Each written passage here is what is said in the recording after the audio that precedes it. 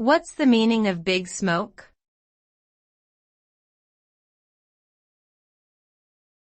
Big smoke.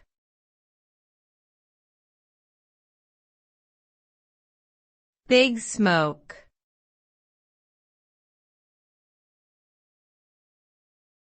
Big smoke.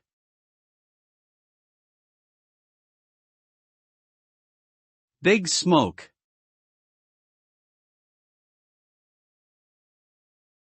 The term big smoke is a colloquialism used to describe a large city, particularly in the UK.